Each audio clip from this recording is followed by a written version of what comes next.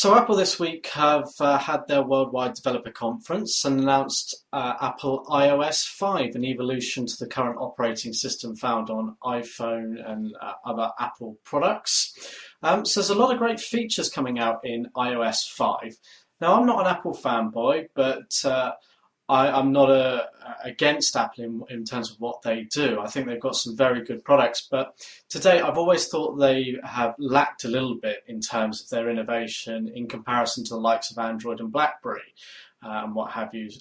Admittedly, their OS has probably always been the slickest and most user-friendly, but being a bit more technical, I've always felt the Apple iPhone lacked in some areas, but iOS 5 seems to catch up with the likes of Android and the other operating systems out there to offer a lot more to users, and particularly to the more technical users that perhaps stick with Android or BlackBerry for one particular reason.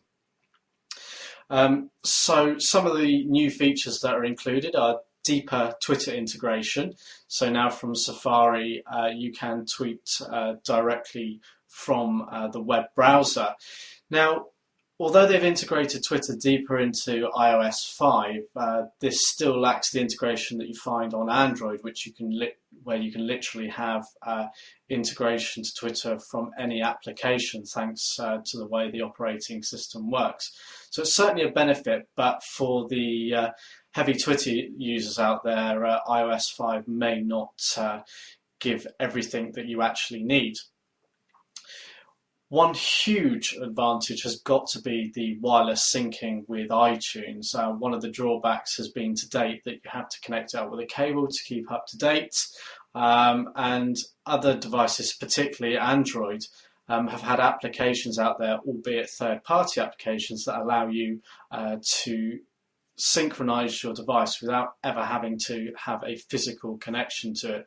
So the wireless syncing through the new iTunes and iOS 5 will be a massive benefit, but will it pull you away from your Android device, because you can use applications such as Double Twist still, and they work just as well. iMessage, now this must be one of perhaps the most controversial new features in my opinion on this. Quite blatantly a copy, shall we say, of BlackBerry's BBM service, but I'm imagining they're not infringing any patents or anything around it. But that would be huge. With so many iPhone users out there, iOS 5 is going to have a huge impact with that iMessage, and people will love that. It'll mean that they can contact their friends who are using other Apple OS products with ease, with no additional cost, simply going to go through their data connection.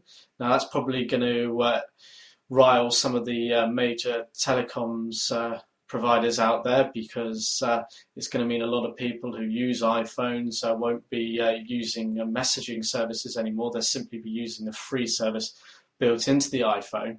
But that's going to be a slick integration, I'm sure, the ability to share pictures and what have you. My only concern with that, a bit like BBM, is that it's only available on that platform, and there are many other applications that are cross-platform, such as Google Talk, WhatsApp, which probably in the long run are better for users, but the integration of such a service into the iPhone is definitely going to be of a benefit.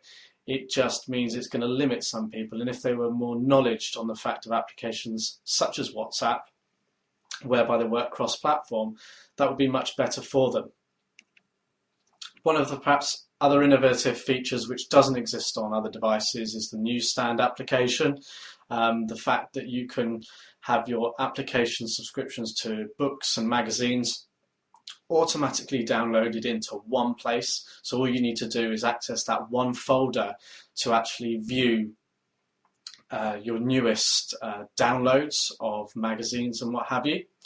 There's been some improvements to the camera interface as well, the ability to edit photos and videos with more ease, which will come as a big benefit to many people.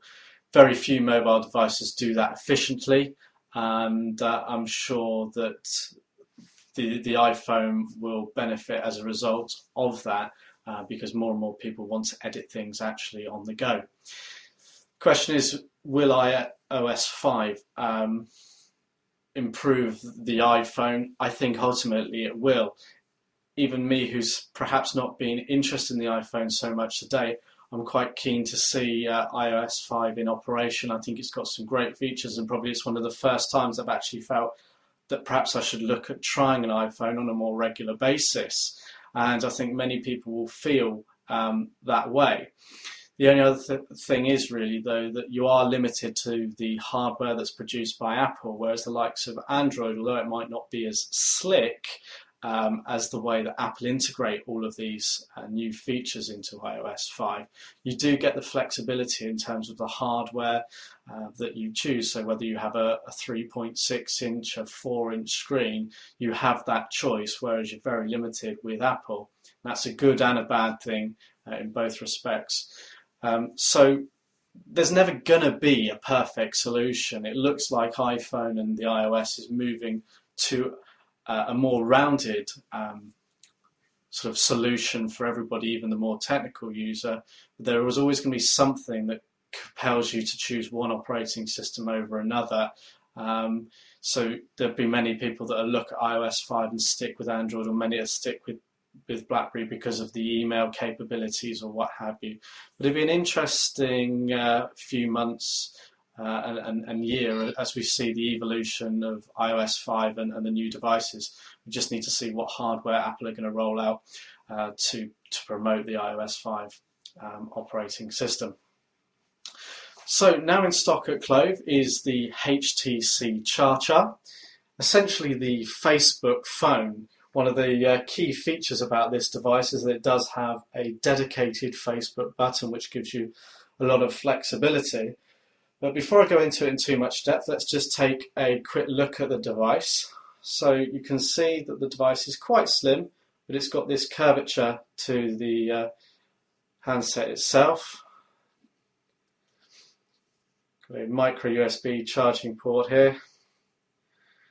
3.5mm headphone jack, got the power button, and back on this side we've also got the volume rockers. This is one of the first Android devices to have a touch screen as well as a physical QWERTY keypad. So you've got a BlackBerry-esque style to this, but it's running the Android platform to give you some of the flexibility that many of you may like from the Android platform. On the back you've got a loudspeaker, a 5-megapixel autofocus camera with LED flash.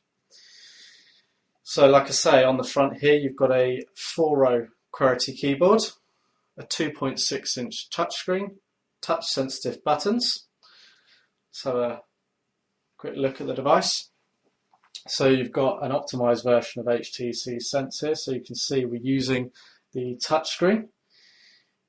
So you've got your various home screens here. You've got a slightly optimized layout, so you can go into your applications. This isn't as graphic friendly as some of the larger Android devices, but you've got everything on here that you could possibly want. So then we've got the QWERTY keyboard. Now it's difficult to really tell you how good it is without using it yourself, but I have to say it's a very impressive keyboard. It's well spaced, the keys are big, you get a nice tactile feedback, and you could get a really good rate of typing out on this one. Now it hasn't got, killer features, so for the power user this isn't going to be something of interest to you, but if you do a lot of text messaging, emailing, this is a great solution because it's cost effective. You're coming in at just over £200 ex VAT, and it's small, it's 124 grams in weight. It's got a snappy 800 megahertz processor, so it's not a power hungry device, and the small touchscreen will conserve power, so this should easily get you through a working day. But the fact that you've got this keypad is going to make it a lot easier than some of the other touchscreen devices whereby you have to type on the screen. So lots of benefits here, and one of the nice additions I like here is the little cursor keys. That's great for when you're scrolling through text or web pages. Some interesting things to point out is that this does have an orientation sensor built in, but it only works in the marketplace. So we'll just load that up here.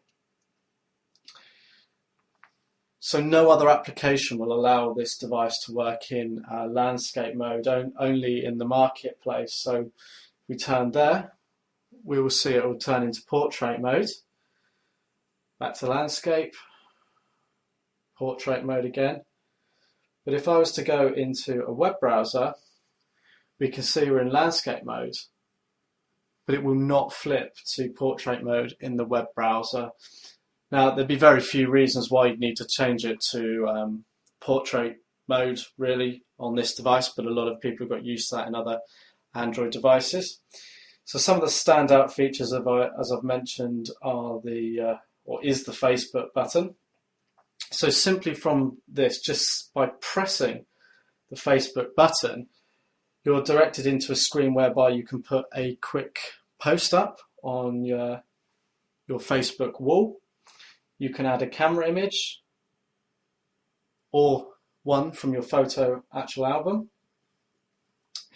If we go back to the home screen, if we actually go to take a picture, if we simply press the Facebook button, it will take the picture and automatically take us to the upload screen for Facebook, whereby we can choose the album in which we wish to store the photo.